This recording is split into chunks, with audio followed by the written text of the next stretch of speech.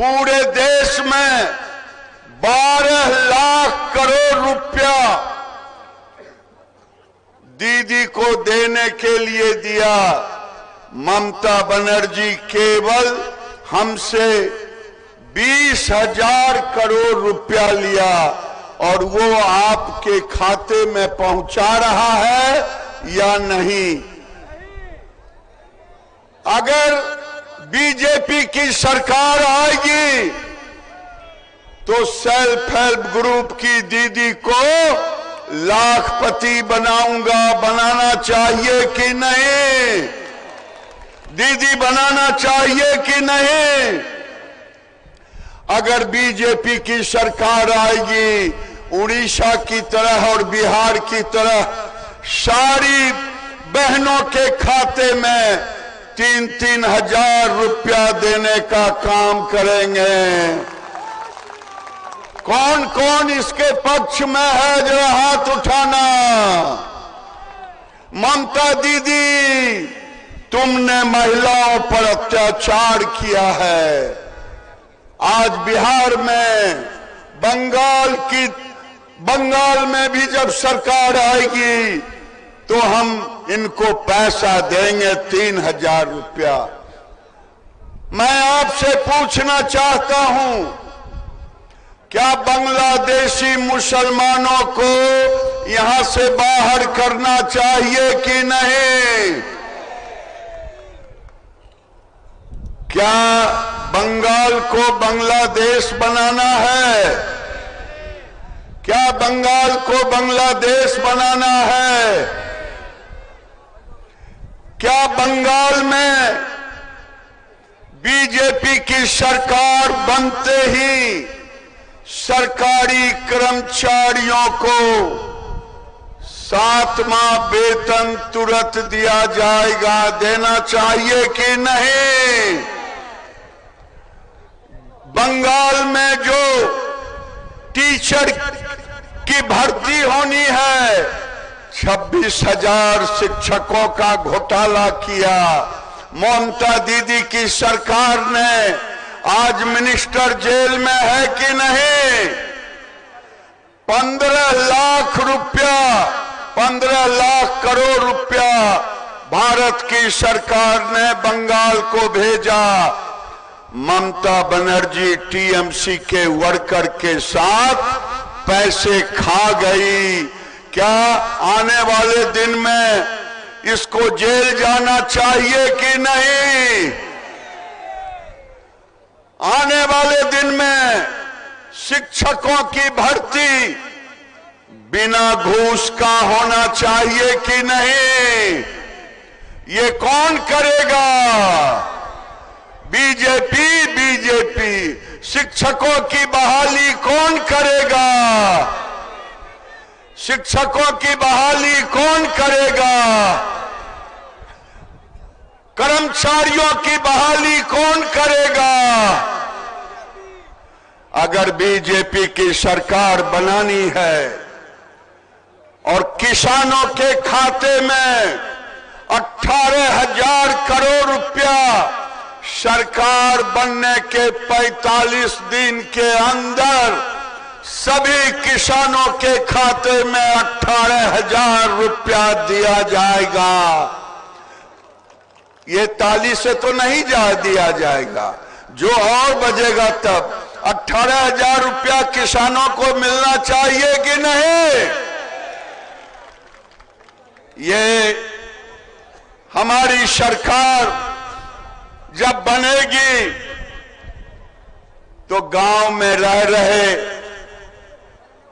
सभी लोगों का 5 लाख तक का इलाज मुफ्त में होनी चाहिए कि नहीं? बोलेंगे तभी पता चलेगा। 5 लाख का इलाज होना चाहिए कि नहीं? अगर मैं कहूं हर पंचायत में अस्पताल छोटा बनना चाहिए कि नहीं? ये वेलनेस सेंटर हम बनाएंगे, नर्सों की बहाली करेंगे।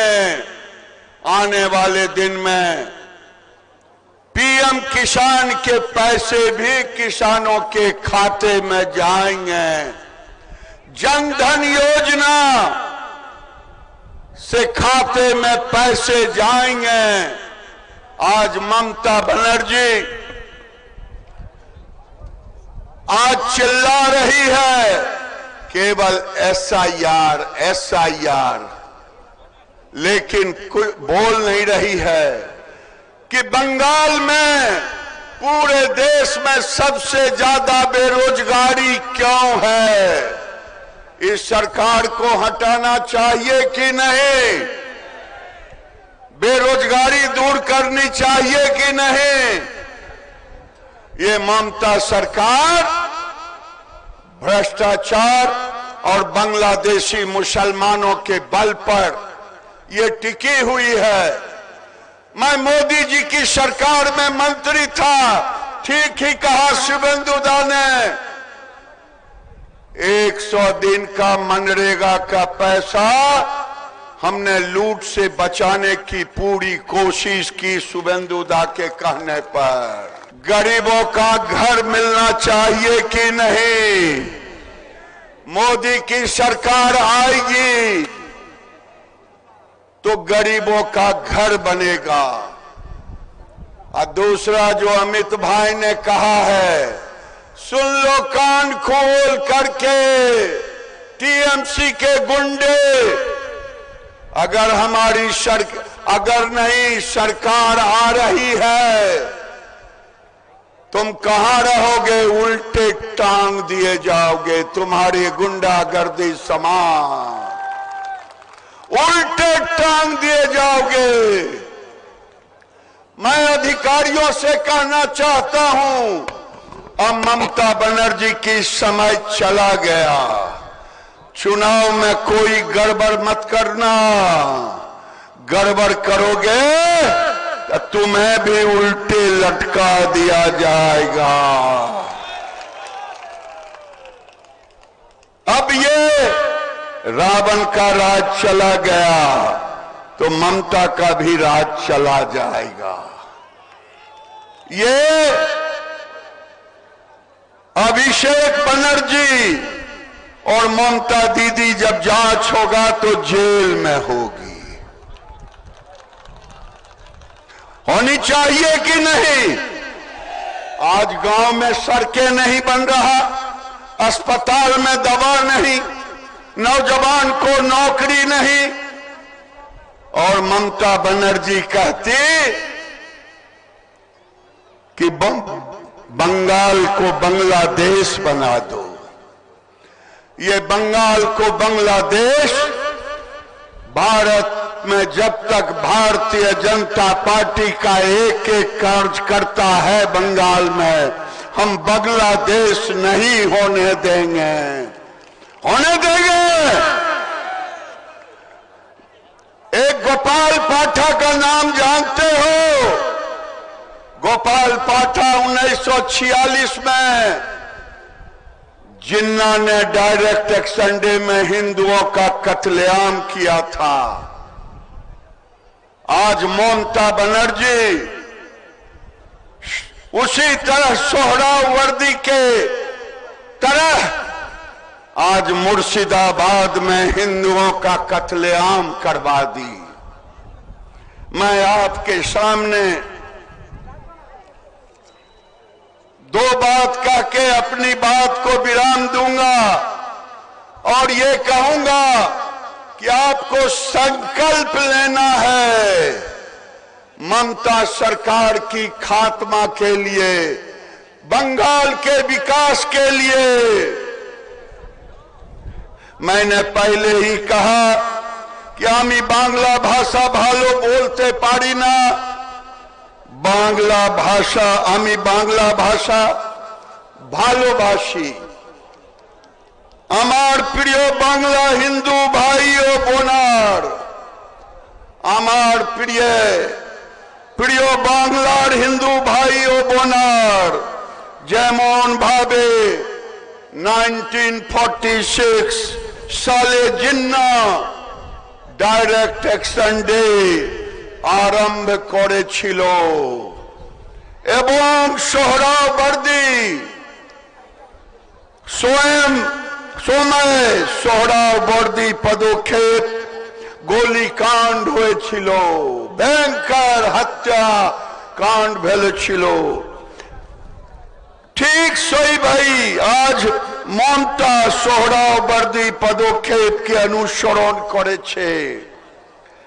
আমি আপনাকে বলতে চাই যে ডাইরেক্ট অ্যাকশন ডে পরে একটি সাহসী হিন্দু ভাই যার নাম গোপাল পাঠা ছিল, তিনি সব হিন্দু ভাই দের সেই সময় জোরে করে ডাইরেক্ট অ্যাকশন ডে বদলা নিয়েছিল।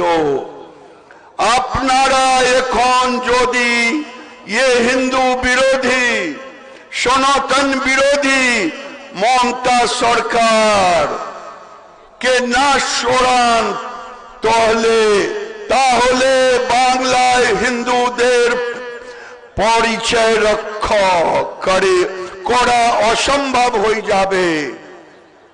নিজের দেশেই এবং নিজের বাংলাতেই হিন্দুদের হয়তো इस्लाम ग्रहण करते होबे।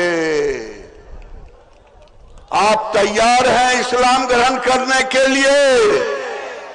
अगर इस्लाम ग्रहण करने के लिए नहीं तैयार हैं तो आपको इसका विरोध करना पड़ेगा।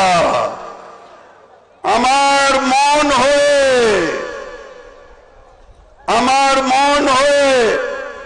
আমাদের প্রিয় বাংলাকে বাঁচাতে হলে প্রত্যেক বাড়ি থেকে এক একটা গোপাল পাঠা তৈরি করতে হবে।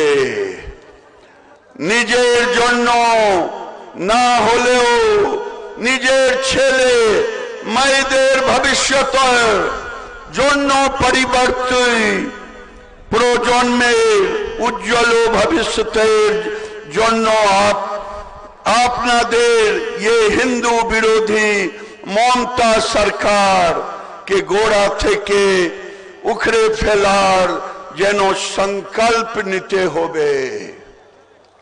আমার সঙ্গে বলুন, হিন্দু বিরোধী সনাতন বিরোধী মমতা সরকার কে গোড়া থেকে উখড়ে ফেলার কাজ করবেন তো?